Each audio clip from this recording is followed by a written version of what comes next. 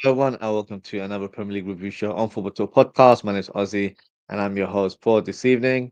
As the season has concluded, we will now present our team of the season. And just to make it a little bit interesting, we've also added a awards segment that I'm sure will raise a few eyebrows, but also will spark a debate of some sort. So, what we'll do today, we'll present Football Talk Podcast team of the season. It'll be different to what you've seen in terms of social media or on certain media shows and channels. So let's crack on and let's begin with the goalkeeper of the season, in my opinion. And that got to Sales. Sales managed to claim the Golden Glove Award on the last day of the season, joint winner with David Raya. So he's probably an honorable mention as well in terms of being in line of being placed as the goalkeeper of the season. I think Sales has definitely outshined a lot of goalkeepers this season. He's been very consistent, very solid, safe pair of hands. I know when we've faced Forest this season, he's definitely performed. Of course, they were the first team to beat us in the league, and even in the second fixture, he made a lot of top saves. So for me, he's really stood out as a strong goalkeeper for this season. Um, and yeah, he's definitely been a rock within that sort of defense line alongside the defenders for Forest. And I feel like he's probably one of the reasons why they've managed to be so defensively sound throughout the season. So for me, Sales should be the goalkeeper in the team of the season. As I mentioned, an honourable sort of shout for David Raya, who of course um, was on level with 13 clean sheets with Sales, so he gets the Golden Glove Award. I think that's back to back as well, which is a good achievement. And of course, Allison, who was out for large parts of the season. That's probably why I didn't have him in the mix. Of course, he's the the winning goalkeeper, I guess, by winning the Premier League. But because he was injured for large parts of the season, I feel like it was only right to award it to someone that has played more games this season. So for me, Sales is the goalkeeper. Now in terms of the right back, this is a slight cheat code, I guess, because he plays right back. Sometimes he plays as a right wing back, but he is traditionally a right back. So I'm going for Manus, and I think he's been outstanding for Crystal Palace this season.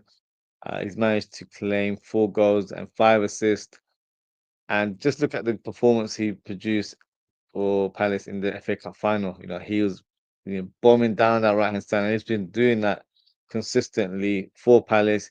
He provides with a lot of width in that team, but at the same time, his crossing and passing range on the flanks is fantastic. So for me, he's definitely stood out. There hasn't been that many right backs that have really shined, in my opinion. I'll give an honorable mention to Ola Aina. I feel like he's been a solid performer for Forest this season, but in terms of his output, I don't think he's contributed enough to be in the starting lineup. And Livramento, a player that I really like. I think he's done really well for Newcastle. He's kept Trippier out of the team. He's even played left back at times as well. So he's probably one that will, definitely challenge this sort of end of season or next year if he continues to produce the good form that he has done this season. Now, the centre back pairing, of course, we'll go for Virgil van Dijk, the Liverpool captain, the winning captain of the Premier League. 37 appearances, 3 goals, 1 assist. But what made him stood out is that he's helped Liverpool claim 14 clean sheets. And when he got injured a few years ago against Everton, a lot of fans, not so much Liverpool fans, but a lot of football fans in general, suggested that he might not be the same player anymore, and that ACL may have ruined his career. This season, if you just watch the way he's played at his ultimate best. But I do feel like he's adapted his game. He's not you know very aggressive in his defensive play in terms of tackling or trying to win headers. He does it with a more calm and collected um, sort of manner, and it's probably a reflection in terms of how Liverpool play. We haven't been, having met football like we have done with Jurgen Klopp in the past. We've been more calm, more composed, more measured, and I think the captain, reflects that in the way he sets up. and the way the team plays as well. So for me, without a shadow of a doubt, the best defender in the Premier League. No arguments there whatsoever. Alongside him, it could be a big debate in that one. I'm actually going for Milinkovic. I think he's been outstanding for Nottingham Forest. I feel like he's kind of like a Vidic region. I feel like he's that kind of level because he's been so solid for Nottingham Forest. He's pretty much played the same amount of games as Van Dijk, which is 37 appearances. Actually contributed as well, 5 goals, 2 assists, and he's helped the team claim 13 clean sheets, which, if you look at the table, they weren't in the top four. So to claim that many clean sheets, and he's also helped, from an attacking point of view, he's been a fantastic signing for Forest. So for me, he certainly stood out. Honorable mentions probably go to the likes of Kanate. I think Kanate has been solid this season for Liverpool. Saliba has been good, but I think the last few months he looked a bit shaky. That's probably because he hasn't got his partner in crime in terms of Gabriel, who for me solidifies that back line for Arsenal. And he's someone I may have added in this team ahead of Milenkovic, but due to him not playing as many games, I feel like it was only right that Milinkovic gets his flowers and gets placed in this team. That's my two centre backs. Left back, I've gone for Kirkes, not because he's a Liverpool target and could be joining the club very, very soon. I actually think he's been spectacular for Bournemouth this season. In fact, I feel like he's been one of their shining stars. He's provided a different energy in that team with the way he runs down the flank. And he probably hasn't got the highest ratio to this. He's got 2 goals and 5 assists in 38 games. But he's that sort of guy where, he'll be charging down that left-hand side. He'll provide the cutback pass that goes to another player, and then he provides the final pass. So he doesn't get the assist on record, but he's the one that sets up the play, in my opinion. So I feel like he's really stood up, and that's probably why he's been getting interest from the likes of Liverpool. I know he's got interest from other teams as well. Um, so yeah, for me, I feel like he's really, really stood out. In terms of honorable mention, I think Cucurella has done really well for Chelsea. And Robinson, I know, if you look at the stats, Robinson probably should be in the lineup. But I've gone for more performance related or more of the eye test. And I think Kirk has been slightly better than Robinson. Another one is Aït-Nouri. I think Aït-Nouri has been really good for Wolves. Maybe just not as consistent as the others on the list. Before I go into midfield, I see a few players there. Sorry, a few comments there regarding player suggestions. WD, big up WD says Aina. Not in my final team, but I did mention him as an honorable mention for the right position. Murillo definitely had him in the short list, but I think Milinkovic really stood out for me. Burns another one. He's done really well this season. Nuri better than Kirkes. Maybe as an overall player, but I think Kirkes has really stood out for me this season. Lewis Hall was very close. I actually think he was one of my leading names before his injury, actually. I thought he was really, really solid.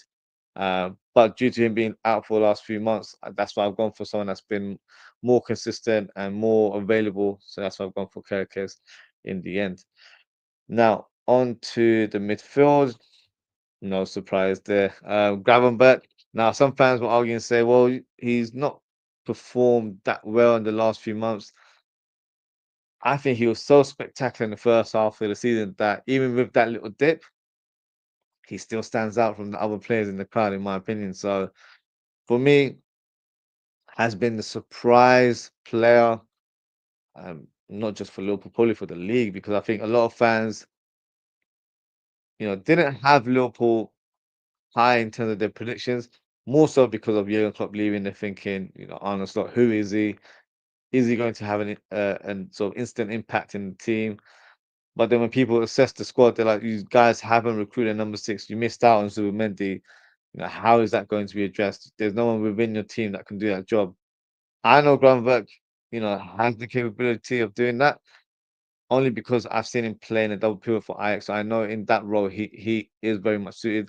In a single pivot, that's probably a different discussion because I feel like with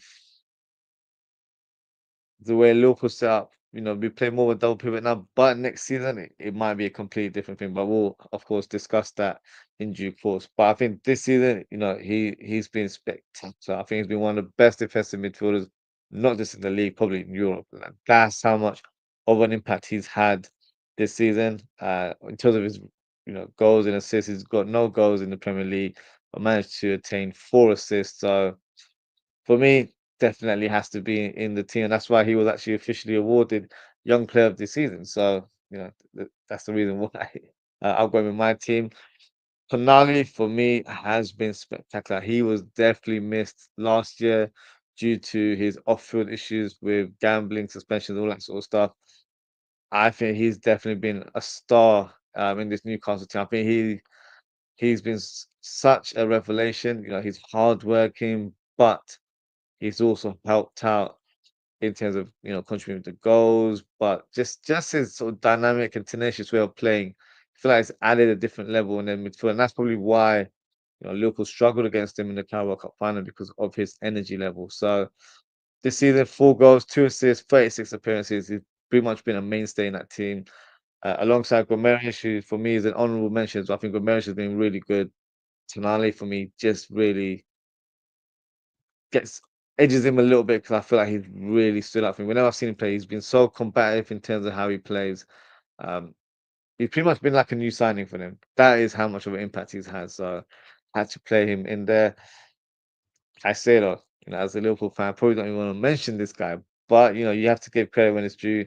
I think he's done a really good and solid job for Chelsea this season. This season Chelsea have had a bit of an up and down season, but I still has been very, very consistent in that midfield. So for me, it's only right to add him in the team. In terms of his stats, 1 goal, 2 assists, but it's not really about goals and assists when it comes to these three midfielders.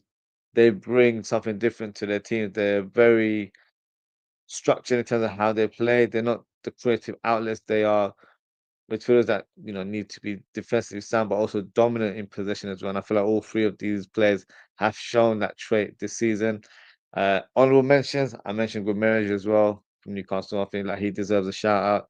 Declan Rice, I think, has done quite well for Arsenal. He's been probably one of the most consistent midfielders in that team, and McAllister as well. For me, could have added another Liverpool player there, but I thought Tonali really stood up for me, and I say though as well. Double D says good midfield free. Big up yourself, Double D. Moving on to the right wing. Do we need to have a debate on this one? I need to put my Liverpool hat on. This is clearly obvious. Who is the best right winger in the league? Um, in terms of his stats, 38 appearances, 29 goals, 18 assists, which is 47 GA in 38 games, which is outrageous. So there's a reason why he's player of the season. He's a Golden Boot winner. He's won it for the 4th time as well. He's the Egyptian king, so that's why he's in my team. No real arguments there. But I would like to give a couple of honorable mentions to some couple players that I feel like have really, shined in this season, really done well for their teams.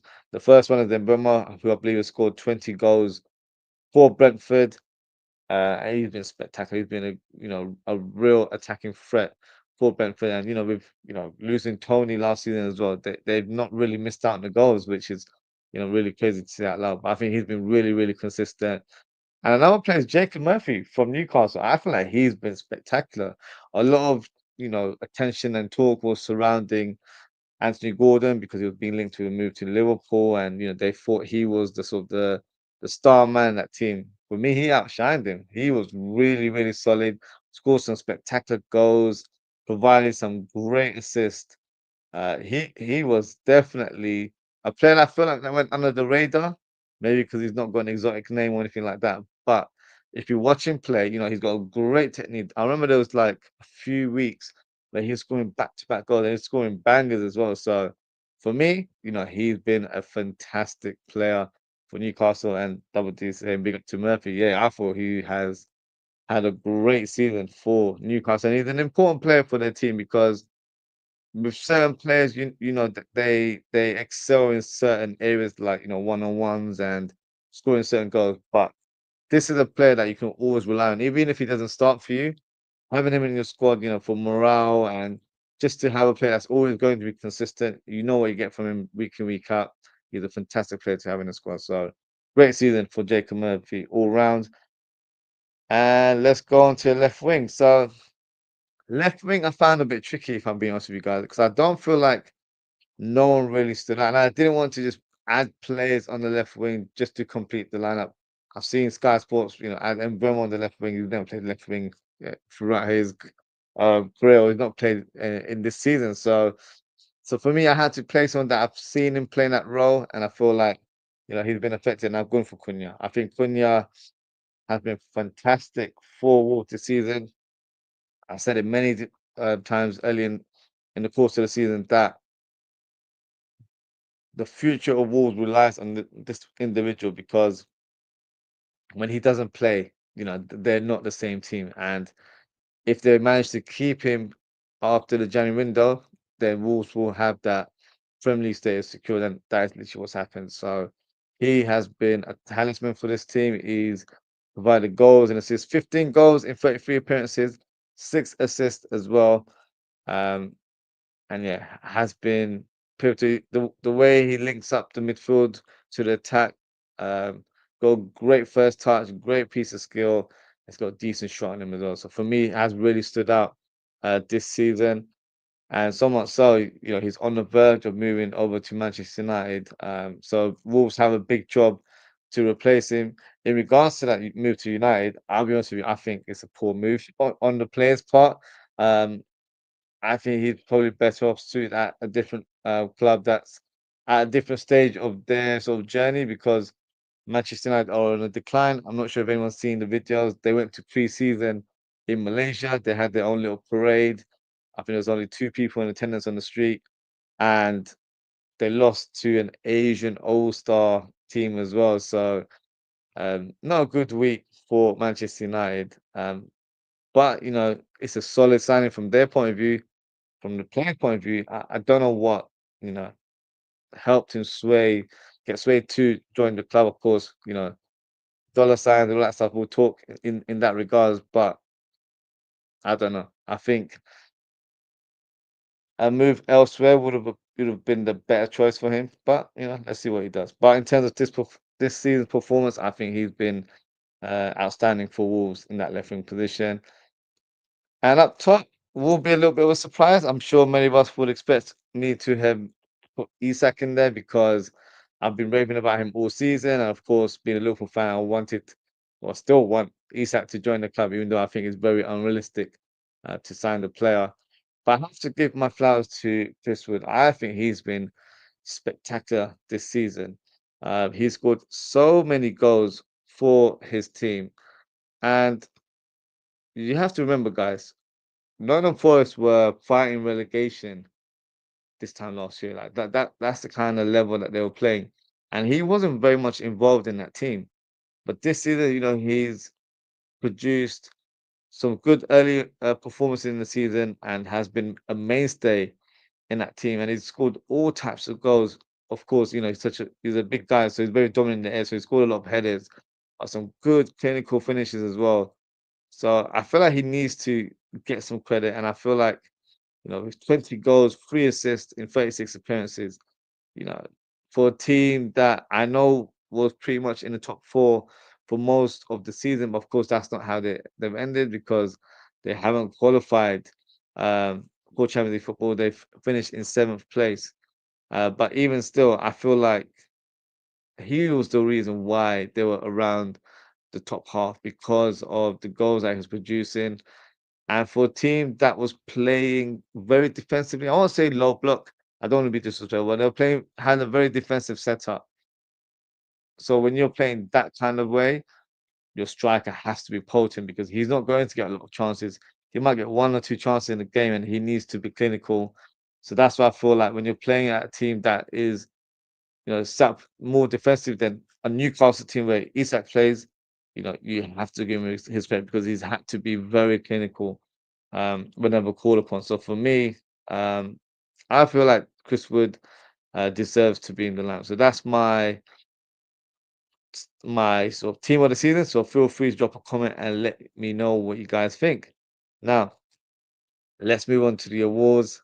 and we'll start with the player of the season. N- no huge surprises. Once again, I'm not even going to give any honorable mentions because for me, he's been the clear winner all season round and should be in contention of winning the Ballon d'Or, in my opinion. So let's see what happens with regards to that. But he's won all the awards, player of the season. I think the Football Association Award as well. So yeah, he deserves all the plaudits and trophies because he's been absolutely amazing this season. And the young player of the season as well. I can't go any further than Groundberg. Honorable mentions, I'll probably mention João Pedro. I think he's had a good season for Brighton. I think Liam Delap has been a stand-up player for Ipswich Town. And he's been so good that he'll probably get a move at some point this summer. And Morgan Rogers, I feel like he's had a great season for Aston Villa. So some honorable mentions there, but I think Gravenberch, he's really excelled in his position for Liverpool. I feel like he's been a stand-up performer for the team, but also in the Premier League. So for me, that's why I've got him as my young player of the season. Manager of the season, no huge surprise. Look at the picture there. He's holding the trophy. He's holding the one that everyone was trying to win in the end. So it goes without saying who is the manager of the season. But I will give a couple of honourable mentions to Iraola, the Bournemouth manager. I think he's been fantastic. He's been a breath of fresh air, to be fair, because the way Bournemouth have played, it's been so forward thinking, so attack minded. It doesn't matter who they're playing; they've always play with high intensity, and it's actually a joy to watch from a neutral point of view. So he definitely deserves a shout. And Eddie Howe as well. I think tactically, he's been more astute this season. He's analyzed his team and he's tried to use his strengths more so than in previous seasons. And he's had a fantastic campaign. Of course, in the Premier League, they finished fifth, but they were able to qualify for Champions League football next season. And they also got some silverware with the Carabao Cup. So a great season for Eddie Howe. But for me, no one tops off Arne Slot, who's coming to Liverpool after Jurgen Klopp left last season. So huge boots to fill.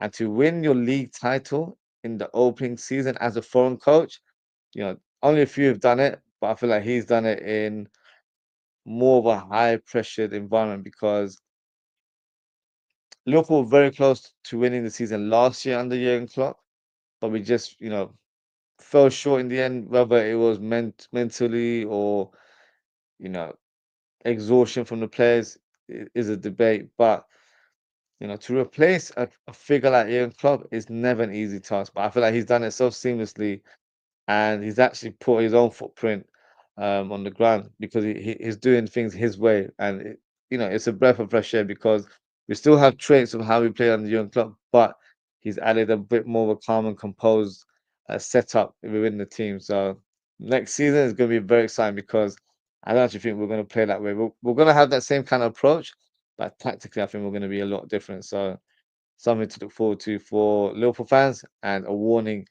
to our rivals in the league as well. Best signing of the summer, or should I say of the whole season, for me, is Nikola Milinkovic. They signed him for £12 million from Fiorentina.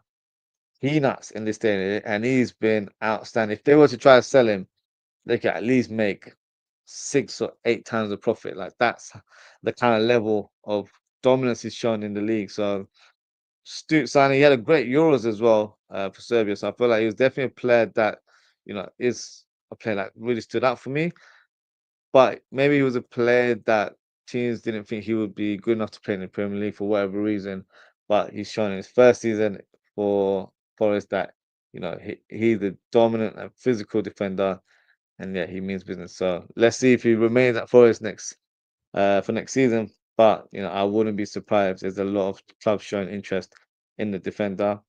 Honorable mention has to go to Huijsen. I feel like Huijsen has been really good for Bournemouth, so much so that he's been linked with a number of Premier League clubs, but it looks like he's probably on the verge of signing for Real Madrid.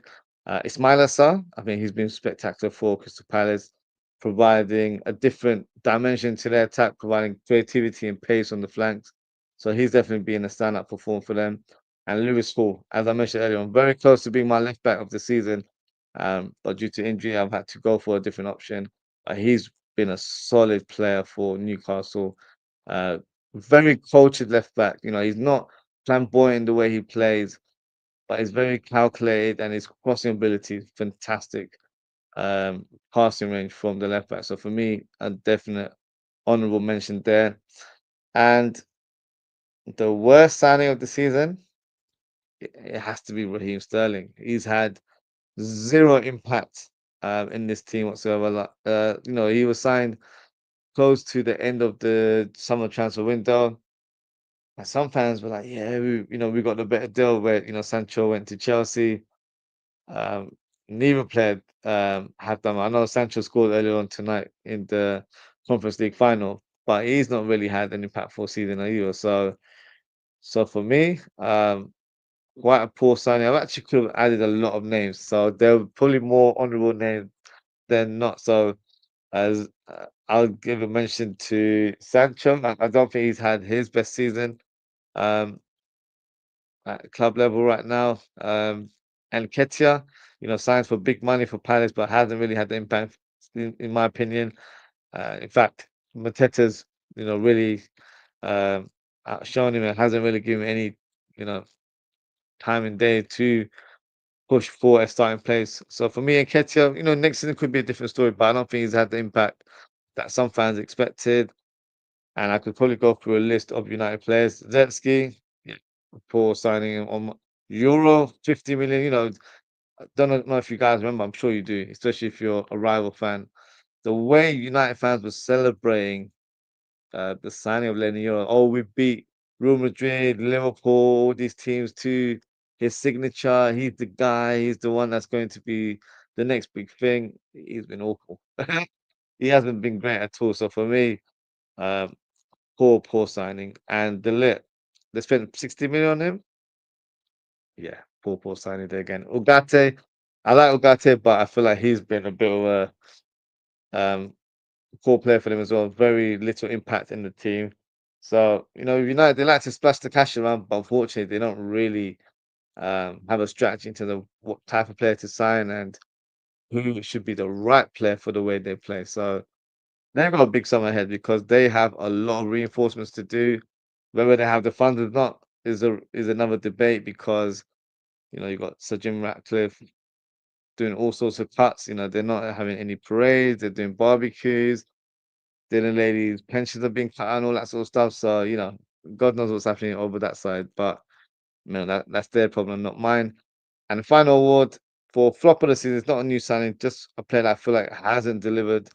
Unfortunately, it's Phil Foden. Now, he's gone out on record to say that due to off-field issues, he wasn't mentally there and all that sort of stuff. But I'm only gonna go by what I've seen um, in terms of what I see on the football field, and for me, he hasn't been that guy at all, especially when De Bruyne's not really been in the team that much due to age and a few injuries here and there. This was his time to really shine and be that number 10 and let the club know that, you don't have to go and sign a top number 10. I can be the guy. Even though he plays on the wings for them, I think naturally he would want to play in that number 10 role. So for me, he's has very little impact in the team.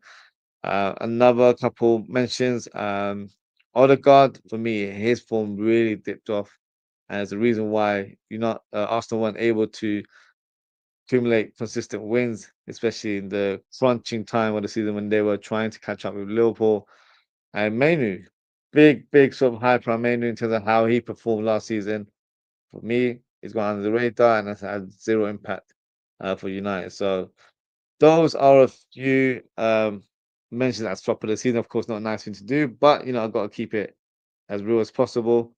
And that is the end of my team of the season and end of season award show. So thank you to Double D for your comments. Appreciate engagement as always, guys. If you haven't already, please don't forget to like, comment, share, and subscribe to the channel.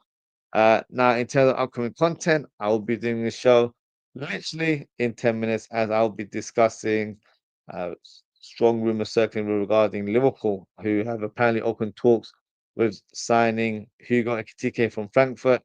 So feel free to join the stream in about 10 or so minutes and get involved in the live chat. And yes, that is it for today, guys. Thank you so much for tuning in. Take care, stay safe, and I hope to speak with you all very, very soon. Goodbye.